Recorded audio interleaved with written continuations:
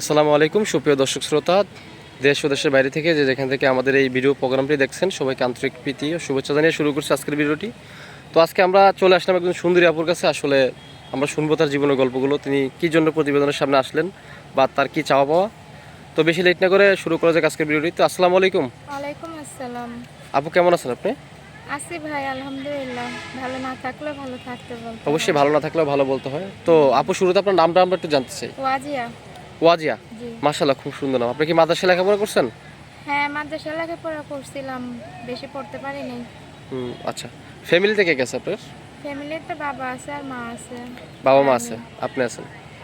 আচ্ছা, তো এখন আপনি বর্তমানে কোথায় আছেন? ঠিকানাটা কোথায় আপনার? আমি কুমিল্লা ক্যান্টনমেন্ট আছি। কুমিল্লা ক্যান্টনমেন্ট। বর্তমানে তো আমরা ক্যান্টনমেন্টে আছি, তাই না? আপনি কি এখানেই থাকেন? হ্যাঁ, আমি ওখানেই থাকি, বাসা বাড়ি। বয়সটা কত আপনার? 22 বছর। 22 বছর। হুম। তো আপনি এই 22 বছর বয়সে, এত কম বয়সে আপনি প্রতিবেদনের সামনে কেন আসলেন? আসছে, বাবাটা স্ট্রোকের রোগী, কাজকর্ম করতে পারে না। আমি আগে মহিলা মাদ্রাসা কাজ করতাম, তারপরে হুজুরটা ভালো ছিল না, মানে চরিত্র নিয়ে করতাম আর আত্মসম্মান নিয়ে কথা বলতো। তো এই কারণে আমি ছাইড়া দিয়েছি। এখন আমি চলতেও পারি না, আমার বাবার চিকিৎসাও করাইতে পারি না, নিজেও খাইতে পারি না। বিয়ের কথা আসে, এমনকি ওরা যৌতুক চায়, তা আমরা তো ওই সামর্থ্যটা নাই যে আমি যৌতুক দিব।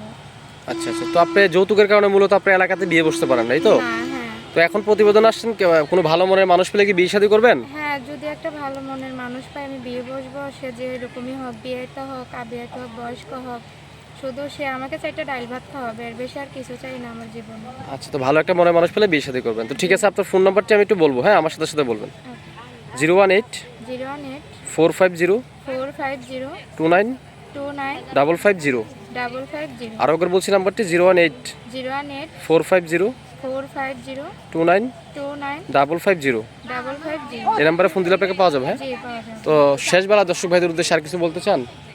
বলতে চাই কি, আমার দুঃখের কথা শুনে যদি কোনো এমন ব্যক্তি আমার পাশে দাঁড়ায়, সহযোগিতা করে, কি বিয়ে করতে চায়, তাহলে আমি তাকে কখনো ঠকাবো না যদি সে আমাকে না ঠকায়। আমি গরিব ঘরের সন্তান, আর আমাকে খারাপ উদ্দেশ্যে কখনো ফোন দিবেন না। মন চাইলে, যদি মন চায় তাহলে সহযোগিতা করবেন, কিন্তু খারাপ উদ্দেশ্যে দিয়ে ফোন দিবেন না। সবার ঘরেই মা বোন আছে, আমার এটাই রিকোয়েস্ট। তো সুপ্রিয় দর্শক শ্রোতা, প্রেম ভালোবাসা বিয়ের সাথে সম্পূর্ণ আপনাদের দায়িত্বে। তো এই আপুটাকে অবশ্যই কেউ খারাপ উদ্দেশ্য নিয়ে ফোন দিবেন না, অবশ্যই ভালো উদ্দেশ্য নিয়ে ফোন দিবেন আর তাকে হেল্প সহযোগিতা করে তার পাশে দাঁড়ানোর চেষ্টা করবেন।